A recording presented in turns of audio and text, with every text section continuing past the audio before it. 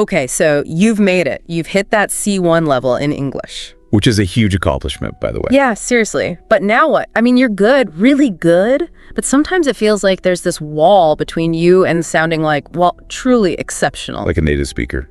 Yeah, I get it. It's a common feeling at this level. Totally.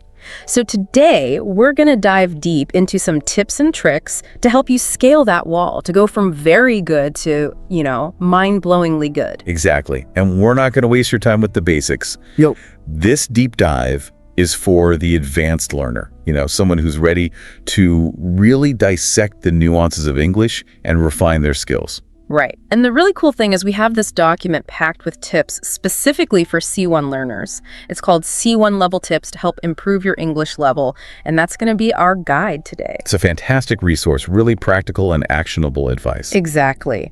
So our mission today is to pull out the most transformative stuff, the stuff that's really going to help you break through that plateau. Yeah, make that leap. And the document covers a lot. Mastering conversation, expanding your vocabulary, fine-tuning your fluency, grammar, reading, writing, even understanding the cultural context. It's a lot. It is. But we're going to break it down. Absolutely.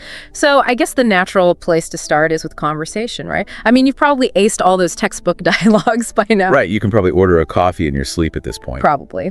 But what about those real-life conversations? The ones that are unpredictable and messy. The kind where you can't just pull out a pre-rehearsed phrase. Exactly. And the document really emphasizes the importance of practicing for those situations. Yes. It specifically says practice realistic, spontaneous conversations. Okay, so what does that look like in practice? Well, think about situations where you have to think on your feet, like a job interview, and suddenly they hit you with a curveball question. Or maybe you're in a debate, and you have to formulate your arguments on the spot. Right. Or even just those everyday social conversations that jump from topic to topic. Or negotiating something where, every word matters. Exactly. It's about being able to handle those unexpected twists and turns. Totally. And the document actually gives a great example of this, a conversation between these two people, Alex and Maria. They're discussing an ethical dilemma at work. Which I think we've all encountered at some point. Yeah, for sure. And it's not a clear-cut black and white issue. No, it's very much a gray area, as Maria says in the conversation. Exactly. So Alex is kind of floating this idea of, maybe bending the truth a little bit for the company's benefit. Which is, always a tricky situation. Always. And Maria's response is so interesting. She says, "That's a tough call. I believe in transparency, but in competitive markets, some might argue it's strategic rather than deceptive." It's so nuanced. So nuanced. It's like she sees both sides of the argument and can express them thoughtfully. And that's really what we're aiming for here, that ability to navigate complexity. Right. And it's not just about what they say, it's about the language they use. Absolutely. The document highlights some fantastic advanced phrases from their conversation. Yeah, that's a gray area. Which immediately signals that there's no easy answer. I see where you're coming from. Shows you understand the other person's perspective without necessarily agreeing. And then, of course, the classic, let's agree to disagree. A great way to move past an impasse diplomatically. And then there's that empathetic, if I were in your shoes. It just takes it to a whole other level. Yeah, showing real consideration. And it's not about, just memorizing these phrases and dropping them in randomly. Right. It's about understanding how they function in conversation, how they help you navigate those subtle social dynamics. They make you sound less robotic, more human. Exactly. More like you're actually thinking and reacting in real time. So how do we get better at this? How do we actually start using this kind of language in our own conversations? Well, the document has a really practical suggestion. Record yourself responding to different prompts. Think about ethical dilemmas, like the one Alex and Maria discussed, or current events, or even just random social questions. And then listen back. Critically. Yes, critically. Ask yourself, where did I hesitate? Where could I have expressed myself more clearly or more subtly? Were there opportunities to use those advanced phrases? I love that. And there are even tools that can help with this, right? Yeah, for sure. VoiceThread and SpeakPipe are great options. It's all about getting that objective feedback on your spontaneous speaking. Awesome. So that's conversation. Moving on, I think vocabulary is another big one at the C1 level. It is. You probably already have a pretty broad vocabulary at this point. Yeah, you're not struggling with basic words anymore. Right. But now it's about depth. Depth. Yeah, how well you really understand the nuances of the words you use and how naturally you can integrate them into your speech. Okay, I'm with you. And the document is really clear on this. Learn words in context, not just in isolation. Which means ditching those endless vocabulary lists. Exactly. Yeah. They can only get you so far. What you need is to understand how words behave in the real world. Right. The company they keep. So, like, what words usually go together? Exactly. Collocations, like strong coffee, not powerful coffee, or bitter disappointment, not sour disappointment. You know, those little things that native speakers just intuitively know. And then there are idioms, which are like a whole other beast. Those colorful expressions that don't make sense literally. Right. Like kick the bucket or spill the beans. And the document says connotations are also important. Oh, absolutely. Connotation is the emotional baggage a word carries, the subtle shades of meaning. So cheap and inexpensive technically mean the same thing, but they have very different feelings associated with them. Totally. And so how do we, practically improve our vocabulary in this way? The document suggests a really cool strategy. Thematic vocabulary clusters. I like the sound of that. It's about grouping words together based on a central theme. So instead of having these random words floating around in your head, you create these little mental maps. Okay. They give an example of business and innovation with words like disruptive innovation, scalable model, market saturation, profit margin, competitive edge. I see, yeah. It's like building a vocabulary web around a specific topic. Precisely. And the key is to not just list the words, but to understand them in action. So give me an example. Okay, let's take disruptive innovation. The document defines it as an innovation that significantly alters or creates a new market, and then gives the example of Uber. Right. Uber totally changed the transportation industry. It did. So now you're not just memorizing a definition, you're seeing how the word functions in the real world. Yeah, that makes it way more memorable. And they do the same thing with scalable. They define it as able to be expanded or increased efficiently, and then use the example, the app is scalable and can handle millions of users without performance issues.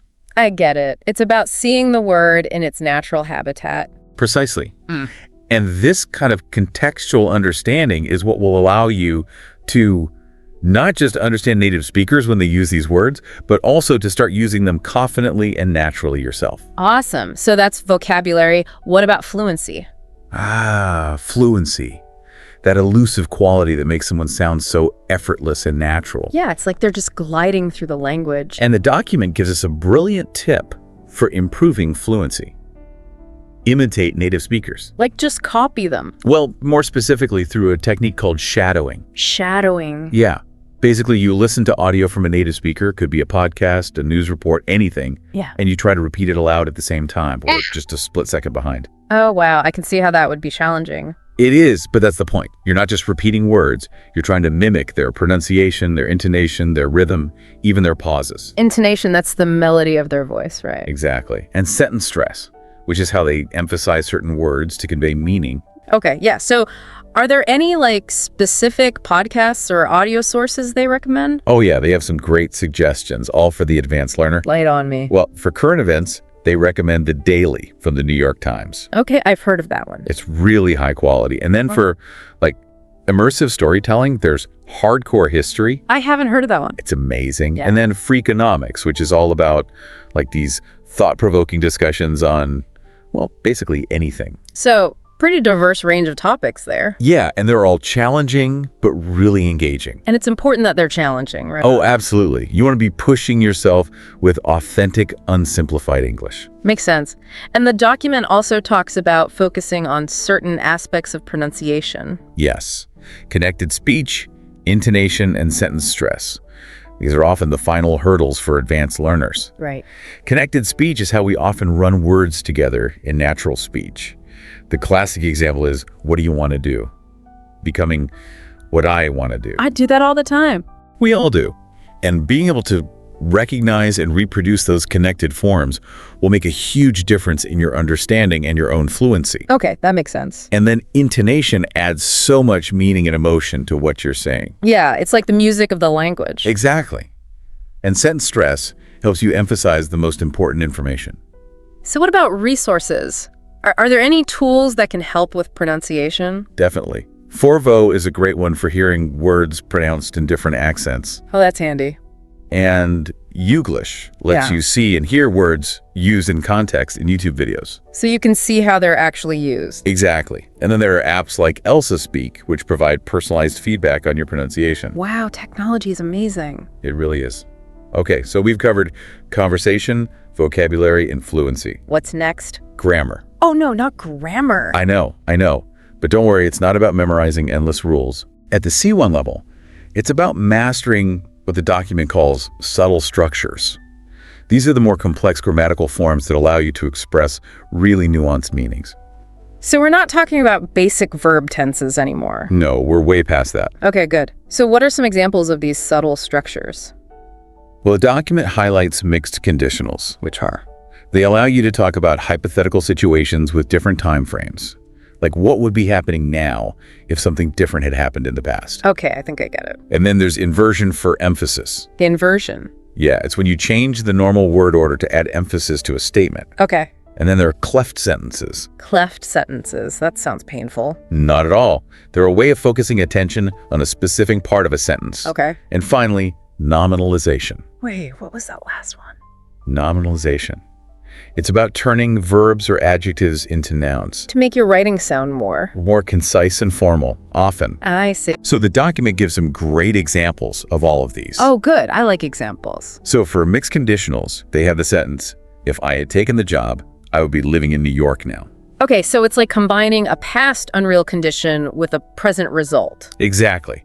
And it creates this really nuanced meaning. Yeah, I see that. And for inversion, they have never have I seen such an incredible performance. Wow, that sounds so dramatic. Right. Putting never at the beginning really emphasizes it. And for nominalization, they give the example, the decision to postpone the launch surprised everyone. So instead of saying they decided to postpone, they use the noun decision. Which is more efficient and sounds more formal. Exactly. So these subtle structures are all about expanding your expressive range, giving you more tools to convey your ideas with precision and style. Awesome. So that's grammar. What about reading? Well, I'm sure you're already reading a lot in English. Hopefully. But at the C1 level, it's important to diversify what you're reading. Diverse. Yeah. Read different types of materials, different styles, different registers. Don't get stuck in a rut. Okay. So the document gives a bunch of examples. Academic journals, opinion editorials, fiction, biographies, even legal or business texts. Wow, that's a lot of variety. It is, but the point is to expose yourself to different ways of using the language. I see. And it's not just about what you read, but how you read it. They have this really helpful advanced reading strategy. Tell me more. So, first, skim for the main ideas, just to get the gist of what you're reading. Okay. Then, if you need more detail, you can scan for specific information. Right. And this is important. Highlight and define any new words you encounter. And make sure to understand them in context. Exactly. And finally, try to summarize each paragraph in your own words, just to make sure you've really understood it. It's active reading, not passive. Exactly. You're really engaging with the text. Yeah. And to get you started, they recommend some great books and articles. Like these. Well, for one, Sapiens by Yuval Noah Harari. I've heard of that. It's supposed to be really interesting. It is, and the language is very sophisticated. Good to know. And they also recommend articles from The Economist, which are known for their in-depth analysis of current affairs. Okay, I'll check those out. And then essays from The New Yorker, which are known for their beautiful writing. So basically, challenge yourself with high-quality reading material. Exactly. Okay, so moving on to writing. Writing, ugh. I know, it can be tough. But the good news is, at the C1 level, you're past the basics of grammar and structure. Hopefully. So now it's about refining your style, making your writing as clear and impactful as possible. Okay. And the document's main advice is to edit ruthlessly. Ruthlessly. Yeah, don't be afraid to cut, rewrite, rearrange. Be your own toughest critic. Okay, I can try. So they give a few specific techniques for this. I'm all ears. First, focus on sentence variety. Don't let your sentences all sound the same. Right. Mix it up. Exactly. And be mindful of your tone. Make sure it's appropriate for your audience and purpose. So like knowing when to be formal and when to be informal. Exactly. And each paragraph should start with a strong topic sentence that clearly tells the reader what it's about. Good old topic sentences. And finally, use linking words and phrases to connect your ideas smoothly. Words like consequently, nonetheless, in contrast. Okay, I see. And to really illustrate this, they give a before and after example paragraph. Oh, I love those. So the before version is pretty basic. Many people think social media is bad. It makes people feel sad. They compare themselves a lot. Yeah, it's kind of choppy and repetitive. Right. And then the after version is so much better. Social media can negatively impact mental health by encouraging constant comparison, which often leads to feelings of inadequacy and anxiety. Wow, it's so much clearer and more concise. And it uses more sophisticated vocabulary and grammar. That's the power of editing. Okay, so now for the really fun part. Cultural fluency and idiomatic language. Ah, yes, this is where things get tricky. Even at the C1 level. Especially at the C1 level. Because you're trying to sound like a native speaker. And that means understanding all those subtle cultural nuances. Right, like idioms, jokes, sarcasm, proverbs. Exactly. These can be really tough to grasp if you haven't been immersed in the culture. Totally. So the document gives a couple of examples of idioms with clear explanations. Okay, lay 'em on me. So the first one is bite the bullet. Oh, I know that one. It means to do something unpleasant but necessary. Right. And they give the example, I didn't want to go to the dentist, but I had to bite the bullet. Makes sense. What's the other one? The ball is in your court. Which means? It's your turn to make a decision or take action. Got it. And the example they give is, I've made my offer, the ball is in your court. So understanding these idioms and knowing when to use them can really make you sound more natural. Absolutely. It's like adding that extra layer of authenticity. Okay, so we've covered a lot of ground here. Conversation, vocabulary, fluency, grammar, reading, writing, even cultural fluency. It's a lot to digest. It is. But the document does a great job of summarizing it all into a practical daily routine. A routine, like a schedule. Exactly. It's called the Daily C1 English Routine. Tell me more.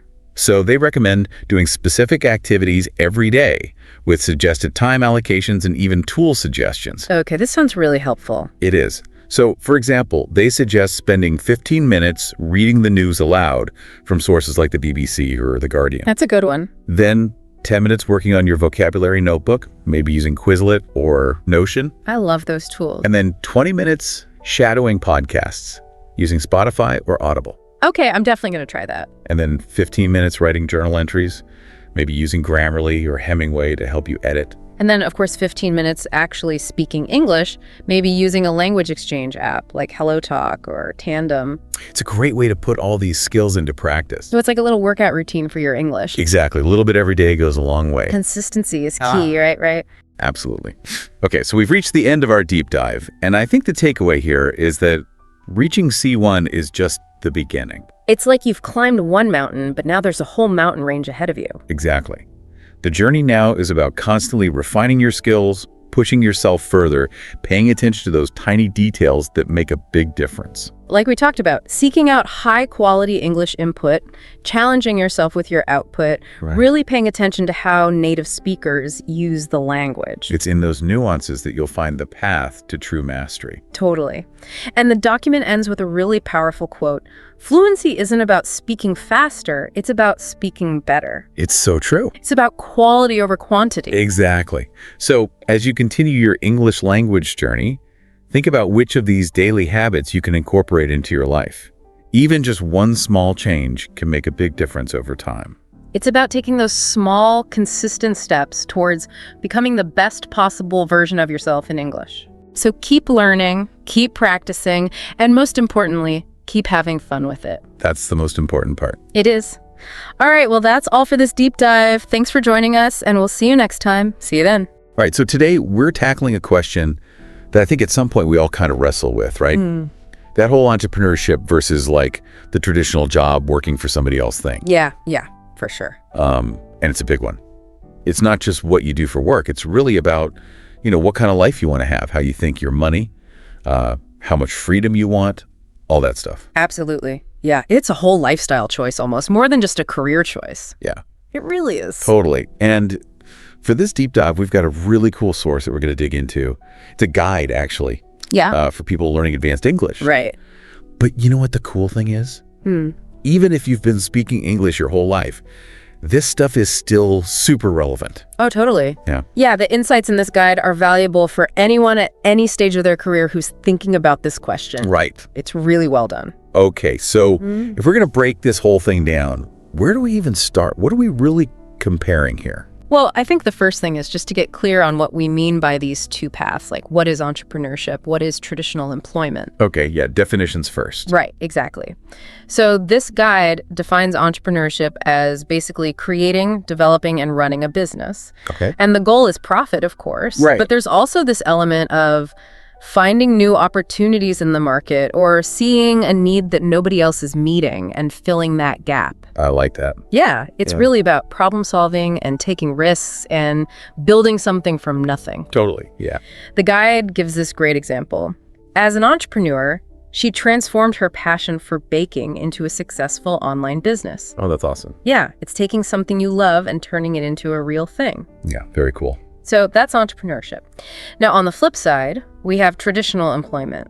And the guide describes this as working for a company. Right, the 9 to 5. Exactly. And you get a salary, you have a specific job title, and you have a set of responsibilities that your employer lays out for you. Right, pretty straightforward. Yeah, the example they give is he prefers traditional employment because of the stability and benefits it offers. Yeah. That is a big draw for a lot of people, right? Like knowing what to expect. For sure, that sense of security is a huge factor. Yeah. So you've got building your own thing versus working within an existing structure, essentially. Right, okay, so we've got these two paths. We've got kind of the overall vibe of each one. But how do they actually stack up, like side by side? Yeah, that's where this guide gets really interesting. It actually breaks down these two paths across a bunch of different factors, so you can really compare apples to apples. Love that. All right, so hit me with it. What's the first comparison? Well, the first one, and it's a big one, is risk. Oh yeah, that's got to be different. Yeah, with entrepreneurship, the risk is high, especially when you're first starting out. You're putting it all on the line, right? Exactly. Your time, your money, your energy, all for something that might not even work out. It's a lot of pressure. It is, but traditional employment, on the other hand, it tends to have lower risk. Okay, so you're not risking your own capital in the same way. No, not at all. But, you know, job security can still be affected by the economy or how well the company's doing. Yeah, true. It's not like it's completely risk-free. No, but the nature of the risk is different. Right. So risk, high for entrepreneurs, low to moderate for employees. Okay, got it. What's next? Well, money is a big one, right? How much you earn. Always top of mind for most people. Totally. Yeah. And this is where the two paths really diverge. Oh, okay. How so? Well, with entrepreneurship, your income potential is unlimited. Right. The sky's the limit, theoretically. Exactly. But there's also a lot of uncertainty, especially early on. You might not see any profit for a while, right? Exactly. It takes time to build a business. And even then, income can fluctuate. So it's a gamble, but with a potential huge payoff. Yeah, that's a good way to put it. Now with traditional employment, you've got a fixed salary. So you know what's coming in every month. Exactly. Predictable and stable. Which can be a huge relief for some people, right? Just knowing you can pay your bills. Totally, especially if you're risk averse. Yeah, but then on the other hand, you're limited by that salary too, right? Yeah, even with raises and promotions, there's a ceiling. So it's security versus the possibility of really hitting it big. The trade-off, yeah. Gotcha. Okay, so risk, money, what else? Well, how about work hours? That's a big one too. Oh yeah, that impacts your whole life. For sure. And with entrepreneurship, you're often working long and irregular hours. It's your baby, you gotta nurture it. Yeah, especially when you're getting started, you're putting in whatever it takes. Nights, weekends, the whole 9 yards. Exactly. Now, traditional employment, it's usually more structured. Your typical 9 to 5, Monday through Friday. Yeah, more or less. Of course, there can be overtime and stuff, but generally it's more predictable. Right, so more work-life balance, potentially. Yeah, that can be a big plus for people. For sure. Okay, so that kind of bleeds into stability too, right? Absolutely, yeah. Stability with entrepreneurship is totally tied to how well your business is doing. Right, if the business tanks, you tank. Exactly, it's very dynamic, whereas traditional employment tends to be more stable in the short term, at least. You've got that steady paycheck, that safety net. Right, but again, it's not completely immune to economic shifts or company changes. Right, but it's a different kind of stability. For sure. Okay, so what about for the creatives out there? What about creative freedom? Oh, that's a big one, and that's a major advantage of entrepreneurship. You're the boss, you call the shots. Exactly. You have control over your vision, how you do things. It's all you. Very cool. Now, what about with a traditional job? Well, it depends on the job, of course, but generally you're working within the company's structure. So left freedom overall. Yeah, you're usually following guidelines and brand standards and things like that. Makes sense. Okay. How about responsibility? Well, as an entrepreneur, you're responsible for everything. The buck stops with you. Exactly. The good and the bad, it's all on your shoulders. Wow.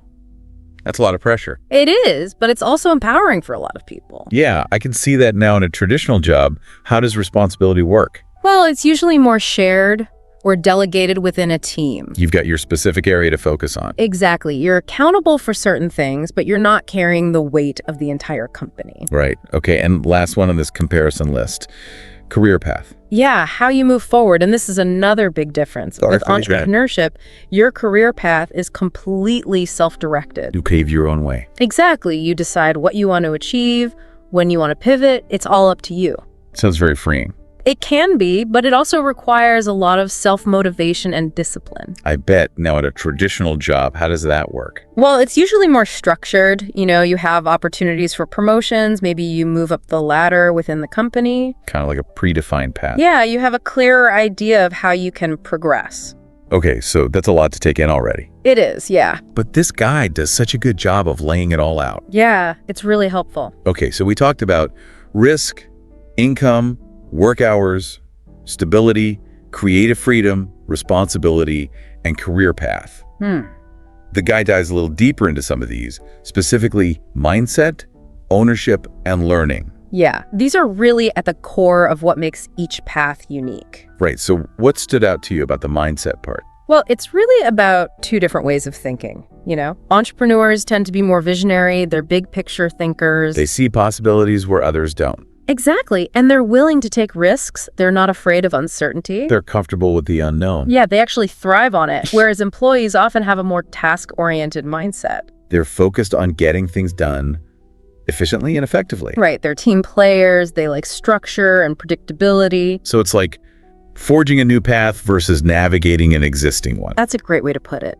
Okay, what about ownership? That seems huge. It's fundamental, yeah. With entrepreneurship, you own the business. It's yours, your creation. Exactly. You reap the rewards, but you also bear the responsibility. Right, full ownership. Now, employees, they're working for the business. They don't have that same ownership stake. And that changes everything, doesn't it? Your motivation, your level of risk, how you think long term. Absolutely. It's a whole different ballgame. Okay. And how about learning? How do you learn and grow in each path? Well, with entrepreneurship, it's all about constant self-directed learning. You're learning on the fly, figuring things out as you go. Exactly. There's always a new challenge, a new skill you need to develop. So you have to be a self-starter, someone who loves to learn. For sure. Now, in a traditional job, learning is often more structured. You might have on-the-job training, mentorship programs, things like that. Right. More formal development opportunities. So it's like trial by fire versus guided learning. That's a good analogy. Okay. The guide also talks about networking and the workplace environment. How do those compare? Well, with networking, entrepreneurs are really focused on building relationships outside the company. Clients, investors, partners. Exactly. It's all about making connections that can help your business grow. Right. It's strategic networking. Yeah. Now, employees, they also network, but it's often more within the organization. Colleagues, supervisors, people in different departments. Right. Building relationships that can help you advance within the company. So it's like outward versus inward focused networking. That's a good way to think about it. And what about the actual workplace? Well, entrepreneurs often have a lot of flexibility. They can work from home, a coffee shop, wherever. Exactly. It's all about finding what works best for them. Which can be amazing for some people, right? Totally. That freedom is a huge perk. Now, traditional employment, it's usually tied to a specific location. The office, the factory, the store. Right. You go where the work is. So, flexibility versus stability, yet again. Yeah, it's a recurring theme. Okay, we're in the home stretch here. Just a couple more things from the guide. Motivation and exit strategies. Those seem like they would be pretty different too. Oh yeah, they're key differences for sure. So let's start with motivation. What drives people in each path? Well, entrepreneurs are often driven by passion. They have this idea they believe in, this vision they want to bring to life. And they're willing to work hard to make it happen. Exactly. They're also motivated by autonomy, that desire to be their own boss, call their own shots. Right, it's very internally driven. Yeah. Now, for employees, motivation can come from a variety of places. Salary, benefits, job security. Right. Those are all important factors. And also the opportunity to advance in their career. Right. So it's more externally driven in a way. Yeah. It's about rewards and recognition from the company. Okay. And what about exit strategies? How do people plan to move on from each path? Well, for entrepreneurs, it's often about building something they can eventually sell. Like creating an asset they can cash out on. Exactly. Or maybe they merge with another company or scale up to a point where they can step back from the day-to-day. So it's about building something that has value beyond their own involvement. Exactly. Now employees, their exit strategies are usually more traditional. Retirement, resignation, maybe a promotion to a different role. Right. It's about moving within the existing system or eventually leaving the workforce altogether. Okay, so two very different mindsets when it comes to the long game. For sure. Now, to illustrate all this, the guide actually includes a little dialogue between two friends, Emma and Liam. Yeah, I thought that was a nice touch. It really brings the concepts to life. Yeah, it shows how these choices play out in real people's lives. So what were your takeaways from that conversation? Well, Liam, he's the entrepreneur, and he's all about that creative freedom. He wants to be his own boss, make his own rules. Exactly. He felt stifled in traditional employment, so he took the plunge and started his own digital marketing agency. He took that risk. Yeah, he had a vision and he went for it. Pretty inspiring. And what about Emma?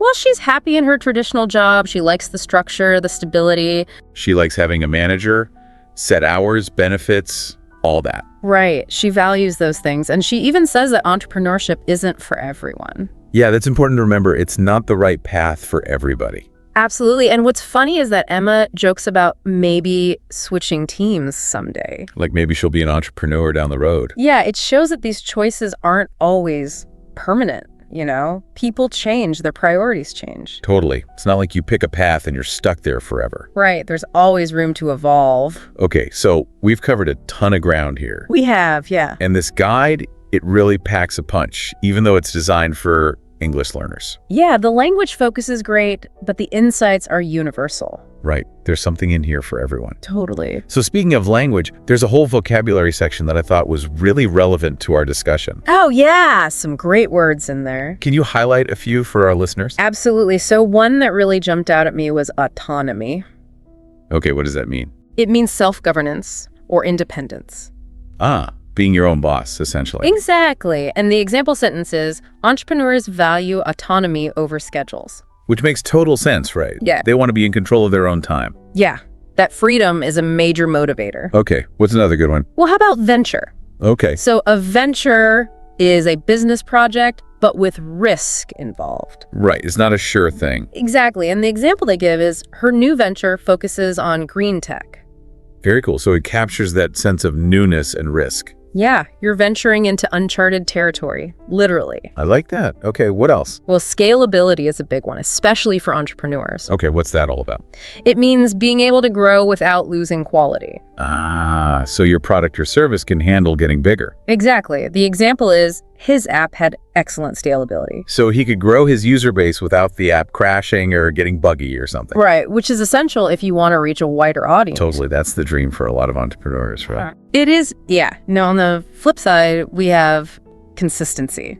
Okay, so that's got to be more relevant to traditional employment, right? It is, yeah. Consistency means being steady and reliable. So like a steady paycheck, predictable work hours. Exactly. The example is traditional jobs often offer more consistency. Which can be very appealing, that sense of security. For sure, especially if you have a family or other commitments. Right. It makes planning your life a lot easier. Absolutely. Okay, we've got a couple more. What's next? How about innovation? Oh, yeah. That's got to be key for entrepreneurs. It is, yeah. Innovation means creating new ideas. Coming up with something new, something different. Exactly. The example is innovation drives entrepreneurial success. Right. You can't just do what everyone else is doing. You got to stand out. You got to be creative. For sure. Okay, last one. Last one is job satisfaction. Oh, okay. And that's how content you are with your work, right? Exactly. How happy you are in your job. And the example. It says, many employees value job satisfaction more than pay. Oh, interesting. Yeah, it highlights that money isn't always the most important thing. People want to feel fulfilled in their work. Exactly. They want to feel like they're making a difference. And that's something you can find in both entrepreneurship and traditional employment, right?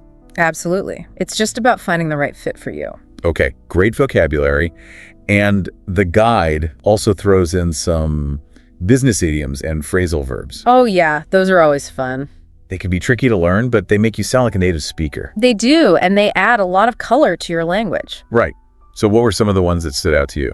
Well, take the plunge is a classic. Meaning, To take a risk and do something new, like Liam starting his own business. you took the plunge. Exactly, it's that leap of faith. Okay, I like that one. What else? How about think outside the box? Oh, yeah, that's a good one. What does it mean? To think creatively, to come up with new and innovative ideas. Essential for entrepreneurs, right? Totally. The example is entrepreneurs must think outside the box to stay competitive. If you're doing the same thing as everyone else, you're going to get lost in the crowd. Exactly. You got to be different. All right, what else? Well, wear many hats is one that I think a lot of entrepreneurs can relate to. What would that mean? To have many different roles or responsibilities. Like you're the CEO, the marketer, the accountant, all rolled into one. Exactly. The example is, in a startup, you often wear many hats. Makes sense. You're doing it all in the beginning. You got to be resourceful. For sure. Okay, any phrasal verbs? Yeah, a couple of good ones. Set up means to start something. Like she set up a new accounting firm. Exactly. It's that initial step of establishing your business. Okay, and the other one? Scale up, which means to expand a business. To make it bigger and better. Exactly. The example is the company scaled up operations internationally. Wow, so they went global. They did, yeah. It's Yeah. that ambition to grow and reach more people. Very cool. Okay, so we've covered a lot of ground here, but to kind of bring it all together, the guide gives us a nice little summary of the pros and cons of each path. Yeah, it's a good way to see the big picture.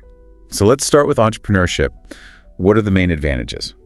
Well, you've got creative control. You're your own boss. High income potential. Yeah, you could really hit it big. Flexible schedule, you work when you want. Right, you're not tied to a 9 to 5. And you get to innovate, bring your own ideas to life. Yeah, that's a huge draw for a lot of people. Okay, sounds pretty awesome, but what about the downsides? Well, there's financial uncertainty. You might not make any money for a while. Right, and you could even lose money. Yeah, there's that risk. Long hours, irregular hours, lots of stress. Yeah, it's not for the faint of heart. And you need a lot of different skills. You gotta be a jack of all trades. For sure. Okay, now what about traditional employment? What are the pros there? Well, you've got that steady paycheck. You know what's coming in every month. Benefits, health insurance, retirement plan. Yeah, all that good stuff. Clear career path. You know how you can move up in the company. And fewer responsibilities outside your specific role. You can clock out at the end of the day and leave work behind. Right, more work-life balance. Okay, but what about the cons? Well, you might have limited freedom, less creative control. Your income potential is capped, Yeah, you're limited by the salary range for your position. and you might have to deal with office politics or a company culture that doesn't vibe with you. Yeah, that can be a drag. And there's always the risk of layoffs, right? That's true. No job is completely secure. So both paths have their pluses and minuses. It's all about finding the right fit for your personality and your goals. Exactly. And to help with that, the guide ends with some really thought-provoking questions. Oh yeah, I love those. They're great for anyone who's trying to figure out their career path. Absolutely. So let's throw a few out to our listeners, shall we? Let's do, okay, first one. How do you define success? That's a big one, right? It is. Is it about money? Is it about freedom? Is it about making a difference? Everyone has their own definition. Exactly. And there's no right or wrong answer. Okay, next question. Which work style suits you better? Structured or flexible? Do you thrive in a more traditional environment with clear rules and expectations? Or do you need more freedom and autonomy? That's a key question to ask yourself. And last but not least. If money were no object, which lifestyle would you choose? Ooh, that's a good one. It really gets to the heart of what you truly value. Would you be an entrepreneur building your own dream? Or would you be happy in a traditional job knowing you have that security and stability? It's a tough choice, but it can reveal a lot about yourself. Totally. And I think even if you're not actively thinking about switching careers right now, just understanding the nuances of both paths can be really valuable. Oh, absolutely. It can help you appreciate what you have, or maybe it'll spark a new idea. You never know. Exactly. So to wrap things up, I want to leave you with one final thought. Okay. We talked about those two mindsets, the visionary risk taker and the task-oriented team player. Right. Which one resonates more with you? Good question. And how does that mindset shape not just your work life, but your life in general? Food for thought. It is. All right. That's our deep dive for today. Thanks for listening. We'll see you next time. Welcome to the deep dive. Today, we're tackling a pretty big topic, how modern relationships have really fundamentally changed in the 21st century. I mean, think about it, just Everything from how we meet someone to, what we expect, social media, changing gender roles, different cultural values. It feels like they've really shaken things up. Oh, absolutely. It's a landscape that looks, well, radically different than it did even, say, 20 or 30 years ago. Right. So in this deep dive, we're going to try and dissect exactly what defines these modern connections. We'll look at the contrast with more traditional views. Yeah, the old ways. Exactly. And the huge influence of technology, of course, plus the new language, the sort of labels we use, the evolution in gender dynamics, and also this rise in relationships that cross cultures, cross borders. Okay. And the goal really is to pull out the key insights so you can really grasp these shifts and, importantly, the vocabulary that's kind of sprung up around them. Okay, so let's start there. When we talk about a modern relationship, what are we actually talking about? What are the sort of defining characteristics? It feels like we know it when we see it, but what's underneath? Yeah, good question. I think what's really striking is the emphasis on fluidity, flexibility. Flexibility, okay. So unlike older models, roles in a modern partnership aren't really fixed, based on gender or what society expects. They're much more likely to be negotiated, worked out between the individuals involved. Right, makes sense. And then there's the absolutely critical role of communication, open, honest communication, and particularly what we often call emotional intelligence. Emotional intelligence. Yeah. Being able to understand and respond to emotions. Yours and your partner's. Precisely. Yeah. Understanding that emotional landscape, it's less about following some kind of pre-written script. Yeah. And more about really getting each other's needs, like you said, right down to that emotional level. And another crucial piece, I think, is the value placed on individual autonomy, within the partnership. So not just merging into one person. Exactly. It's about keeping your sense of self while still being, deeply connected. And finally, there's just this much wider acceptance now and visibility of diverse relationship types and structures. That's a huge shift from a time when things felt much more monolithic. One size fits all, kind of. Yeah, pretty much. So that brings us neatly to contrasting with the past. When we think about traditional perspectives, what really stands out compared to today, because when you hear stories from grandparents' generations, it sounds like a different world. It really does. I mean, traditionally, if you look at the wider context, marriage was often seen as, well, a social and economic necessity almost. Very practical. Very practical. And gender roles were usually super clearly defined. Husband as provider, wife as homemaker, that kind of thing. The classic setup. The classic setup. And divorce. Huge taboo, often really difficult legally, too. And even courtship, how people got together, followed pretty rigid rules, often very public, very community involved. Like formal introductions, maybe needing family approval, that sort of thing. Specific steps you had to follow. Exactly that. Now, contrast that with today. The main driver seems to have shifted much more towards emotional compatibility, personal fulfillment. What feels right for the individuals. Right. And we see just a much broader range of family structures, blended families, single parents by choice, couples just living together. Cohabiting, yeah. Cohabiting is huge. And delaying marriage or deciding not to marry at all, that's far more common and, pretty socially accepted now. Doesn't raise eyebrows the way it used to. Not really. And crucially, modern relationships are much more inclusive. Thinking about diverse sexual orientations, gender identities, that's a massive change. It feels like even how we think about finding the one has changed. I remember growing up with this almost Disney idea of a soulmate. Your perfect match is out there, destined. Has that shifted? That's a really sharp point. Yeah, the whole soulmate concept, it's definitely evolved. How so? It seems less about this mystical, preordained pairing. Destiny finding you. Right. And more about finding someone you have deep compatibility with, shared values maybe, a mutual commitment to actually build something together. So it's more active. Yeah. Less passive waiting. Exactly. Yeah. It's a shift from waiting for destiny to show up to actively choosing and creating a partnership. It's work in a good way. Okay, so let's bring technology into this. Because you can't talk about modern relationships without talking about online dating apps, all of that. It's had a huge impact, hasn't it? For better and maybe sometimes for worse. Oh, undeniably. I mean, what's truly transformative is just how online platforms have broadened the sheer possibility of connection, exponentially. Wow, cool. It's much wider. They've basically dismantled geographical limits. So people with shared niche interests or specific values who might literally never have crossed paths otherwise. Yeah. Now they can find each other. It's created these like micro communities within the dating world that just couldn't exist before. It's like this giant filterable network. But, okay, this digital world, it comes with its own language, its own phenomena. Let's unpack some key terms. What's the deal with swipe culture?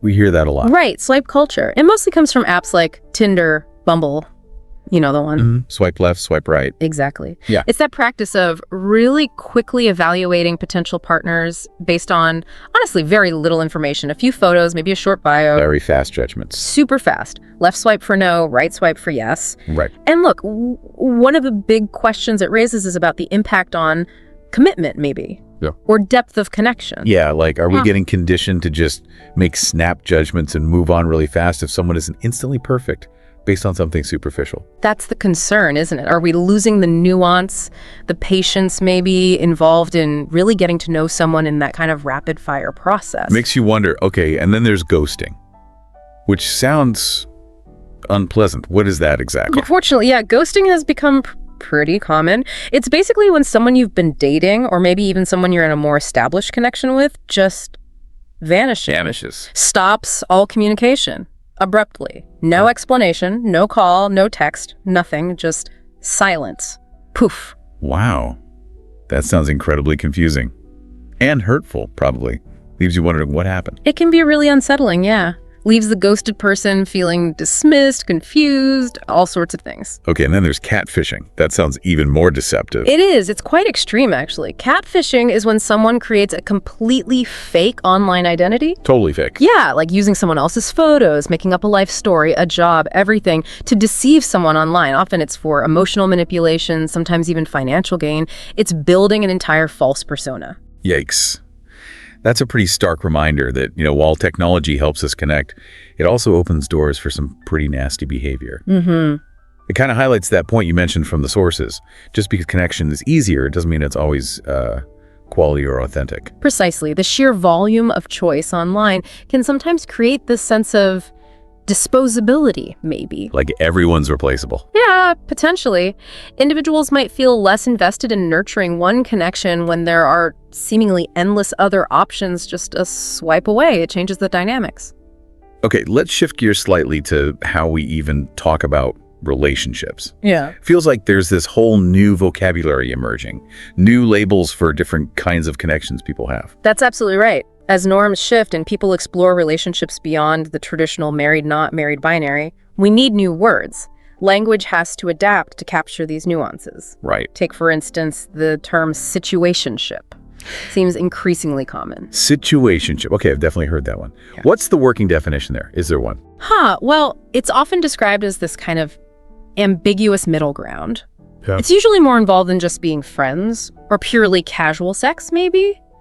But it hasn't quite reached the stage of a clearly defined, committed partnership, with the labels and explicit expectations. So there might be romantic feelings, intimacy, but no boyfriend-girlfriend talk. Exactly. Or maybe just not yet. It's this undefined space, which, look, it can work for some people, maybe exploring a connection without pressure. Sure. Or maybe there's just a reluctance to commit fully, but it can also be a major source of anxiety, right? Or even heartbreak if the two people involved secretly have very different ideas about where it's going. Yeah, I can see that. Unspoken expectations.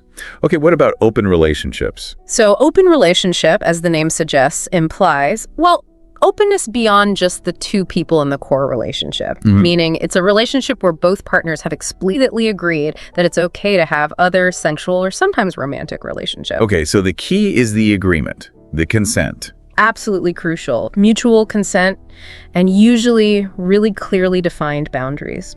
And those boundaries can look very different from couple to couple. It's a conscious choice to step outside traditional monogamy. Right, and then there's polyamory. How does that differ from an open relationship? I understand it's broader. Yes, generally polyamory goes a bit further. It encompasses the idea and the practice of having multiple loving, intimate relationships simultaneously. Multiple loving relationships. Yes, with the full knowledge and consent of everyone involved. It's not solely about sexual freedom, though that can be part of it. It's more about the potential for multiple deep emotional connections, multiple committed relationships existing at the same time. Wow. Okay. It's really fascinating how language is stretching to fit all these different ways people connect now. Isn't it? It suggests maybe a greater willingness to question the old rules and to kind of design relationships that actually fit individual needs and desires better. I think that's a fair assessment, yeah. A move towards more intentional relationship design. Now, another area that's seen massive change is gender roles within relationships. Oh, definitely. We're seeing a really significant shift away from those, rigid, historically defined gender roles. Well, as we talked about earlier. Exactly. Towards more egalitarian dynamics. Traditional models were often quite patriarchal, right? Characterized by male dominance, clear power imbalances sometimes.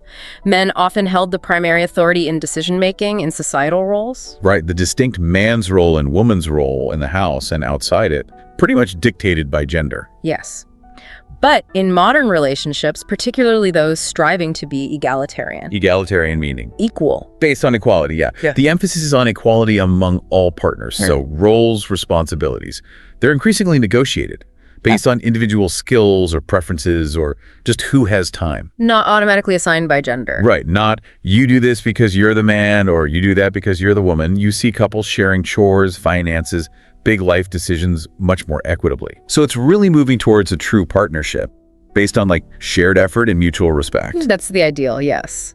And it reflects a pretty fundamental shift, I think. Moving away from a hierarchy based on gender towards a structure based on mutual respect for what each person brings to the table, regardless of those old expectations. And this must link back to that emotional intelligence thing we mentioned earlier too, right? Absolutely. Being able to actually see and value your partner's perspective, their needs, their skills, separate from any old ideas about gender roles. Precisely. It's about seeing each other as whole individuals, recognizing unique skills, unique perspectives, rather than just sticking to outdated scripts about how men and women should act in a relationship. Okay, now, our world feels smaller, more connected all the time. Globalization.